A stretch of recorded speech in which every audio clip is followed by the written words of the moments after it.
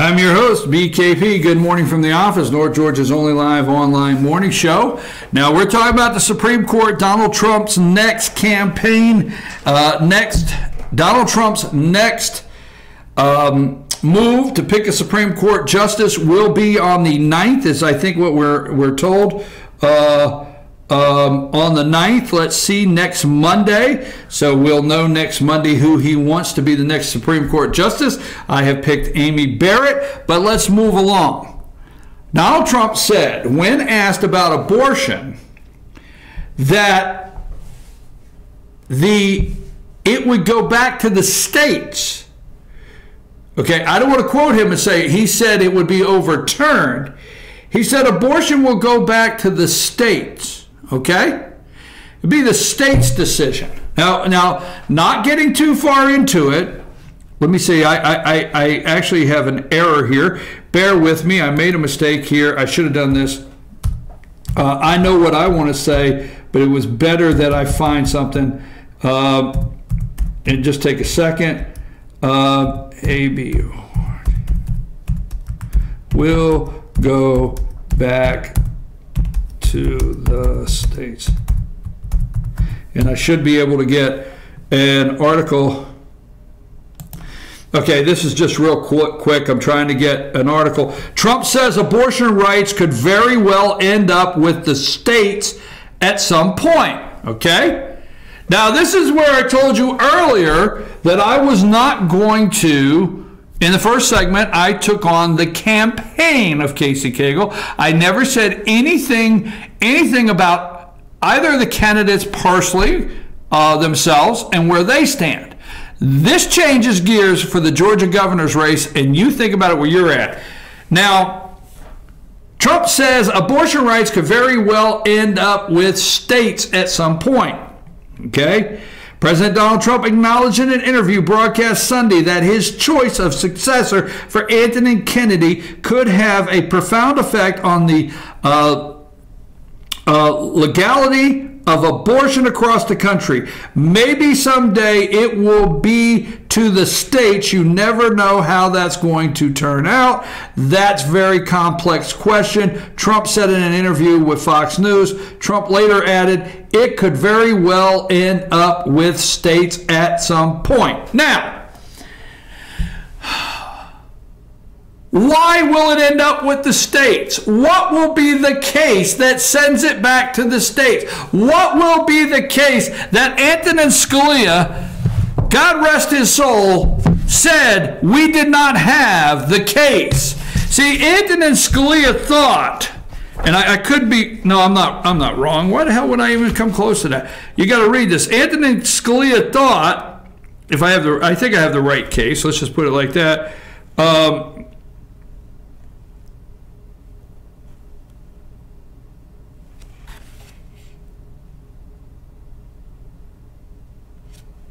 Hold on.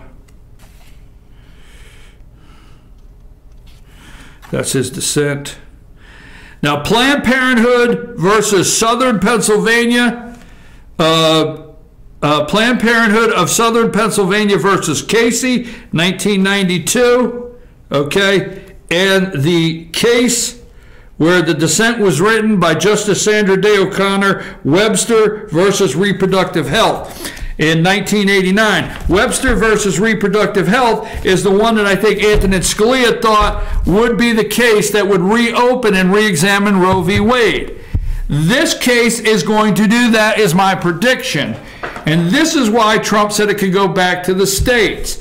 And this is where Brian Kemp and Casey Cagle have to decide and tell you if the next Supreme Court Justice court hears this case, and they overturn Roe v. Wade and send it back to the state, then what will Georgia do? Because up to this point, you can have Georgia Right to Life. I love you people. You can have all the pro-life groups. I love you people. But Georgia has not done a damn thing in my book. Oh my God, how can you say that? We've done this, we've done that. I have showed as a candidate, I have showed in office that I am pro-life. Everything I've done, I've moved this. You have not, in my book. Because here is the case. Georgia, unless you are on the list of states that this case is about to go to the Supreme Court, to me, you've done nothing. All right? Now, I'm going to get a lot of pushback on this. Nothing's a big word. Okay? But don't blow up me with how pro-life you are and who endorses your ass when you pass this bill up. It's not like you didn't have a chance at this bill. It's not like nobody wrote this bill. You passed it up. So if you are in the Georgia Senate, if you are the lieutenant governor, if you're in the House of Representatives, if you're the Speaker of the House, if you're the governor of Georgia, you are a Republican for the most part in the House, Senate. You are a Republican, and you're not on this list. So here's what you got to ask Brian Kemp and Casey Cagle. When Donald Trump says this will go back to the states, what will you do, Georgia? What will the next governor do? Because we know the governor that's in there now lacks the depth, the truth, or the heart to say he is pro-life and stand behind it. Lacks what he needs to say he is religious liberty, believes it, and stands behind it. Right now you are getting campaign rhetoric like you would not believe. So who is the candidate on July 24th, Casey Cagle or Brian Kemp, that's not blowing a bunch of smoke up your skirt with who believes in RFA and who is pro-life? Now, here's the reason.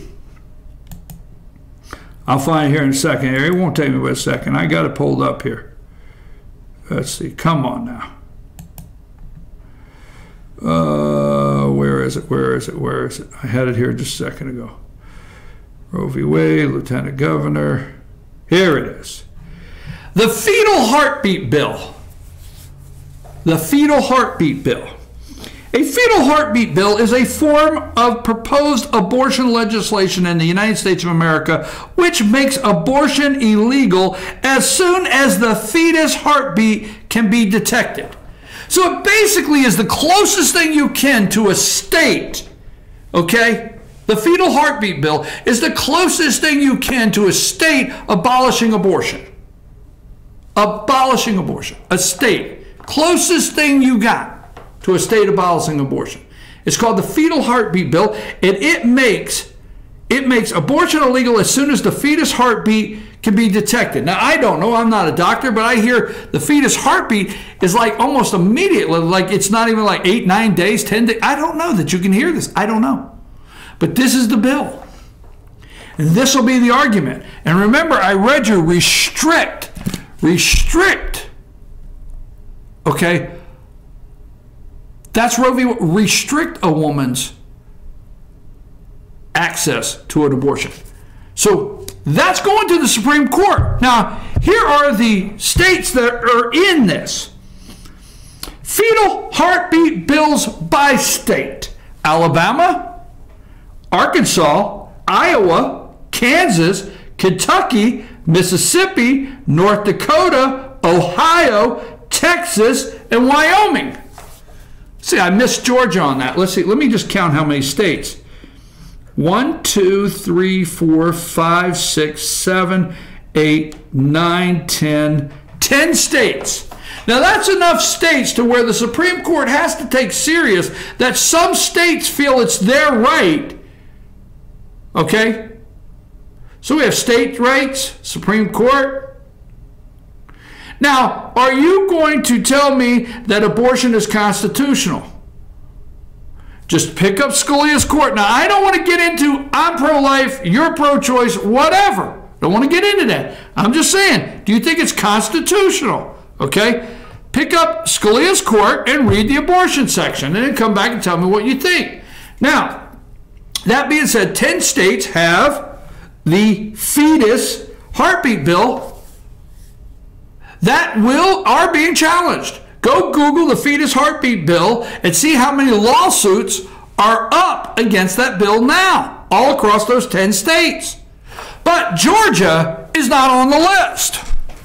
And I know what you could say, well, you know, North Carolina's not on it, South Carolina's not on it, West Virginia's not on it. I mean, there's others not on it. I mean, why are you picking on Georgia? Because, damn it, that's where I live.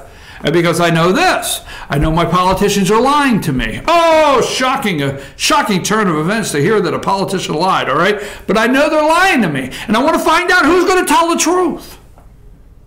I want to find out who's going to really do it.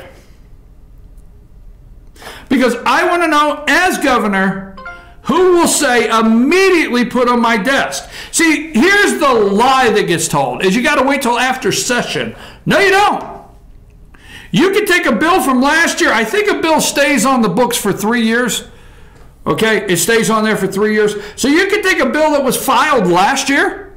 So don't let Casey Cagle or anybody trick you or tell you anything that you can't do this. Now, you know, don't let them trick you. You can.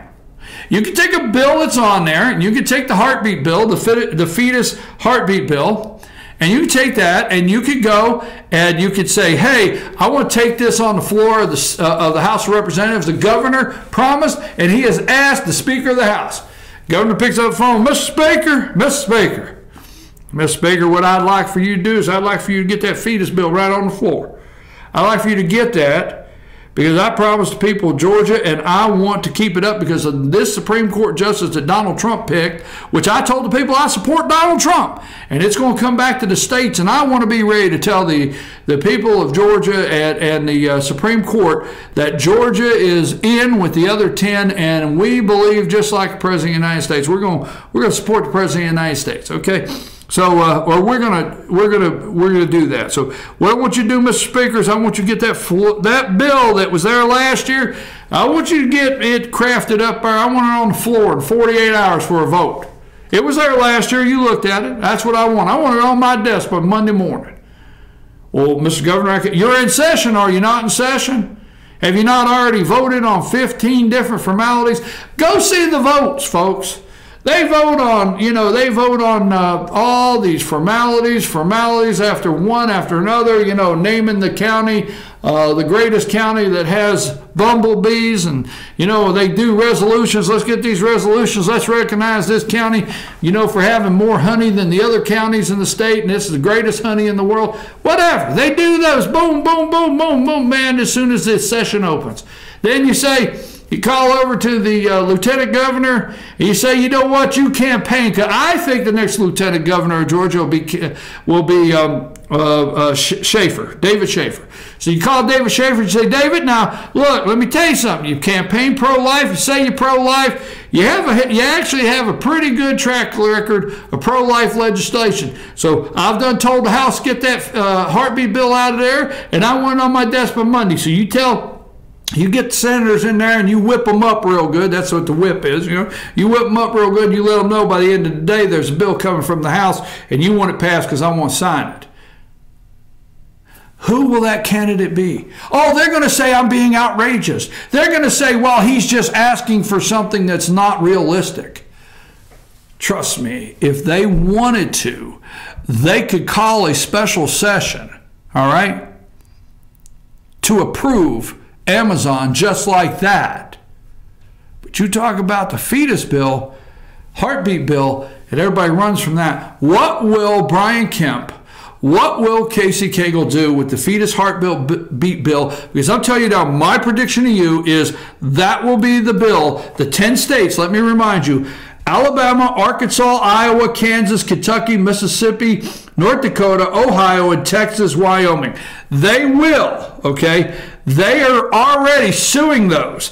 And that's what has everybody nervous is they felt with Kennedy, oh, God, you got to put 2 and 2 together here. It equals 4, not 8, 7, or 54 states like Obama thought. You got to put 2 and 2 together. Now, the fetus heartbeat bill, this is why Kennedy's gone. Well, no, he's not gone because, look, Kennedy went over and he did the scales of justice, no pun intended. I mean, he took a legal pad and he went like this. He said, reasons to leave, reasons to stay. A Republican president appointed me. A Republican president, I feel comfortable, will appoint a good successor. 1 reason. 2, my age. Boom. 3, reason to leave, fetal heartbeat bill. Okay? I don't want my name on what happens. And if the fetal heartbeat bill comes in the next session, let that court handle it. And I don't want to be the 5-4. The wrong way. Now people are wondering what that means. Whatever side you're on, it's the wrong way, 5-4. I don't want to be the 5-4. I don't want to be the 5-4 that supports the fetal heartbeat bill that basically puts an end to Roe v. Wade. It sends it back to the states, which Donald Trump said may happen here real soon. Or I don't want to be the 5-4 that decides the fetal heartbeat bill, and I got to live the rest of my life drinking, Long Island iced teas and relaxing at the club, thinking that every time a doctor hears a heartbeat that, somebody could be dying. I don't want it. I don't want it no more. I've been known as the guy. I want off the list. All right? Give that responsibility to somebody else. Now, the left, the women that feel there's no such thing as reproductive life, I'm serious. You can get mad if you want. Those women, all right, or men, whatever, that group has their lawsuits all rolling against these states. Damn rolling. And they feel good they got Kennedy. Even though they got Gorsuch, they can still get a 5-4 court, and that's what they need. They need a 5-4 court because Kennedy could be the swing vote, which he did not like to be called the swing vote, that would uphold what we call already settled law. It's in the books. And that will be our argument, is this law is in the books, it's settled. And Kennedy could say, yes, that's our 5-4. Kennedy leaves, they are freaking out. Because you may have a Supreme Court that does not consider this settled law according to the Constitution of the United States of America. I can go on and on about this, but you watch and see. What will Georgia do? What will these candidates do? And I'm telling you, the actual bill is the fetus heartbeat bill that will go to the Supreme Court, and watch the fight. Put up one more time, Amy Barrett. Amy Barrett is my pick for Supreme Court Justice. I'm your host, BKP. I'm going to take a quick break, and we got to come back and cover a couple more things before we close.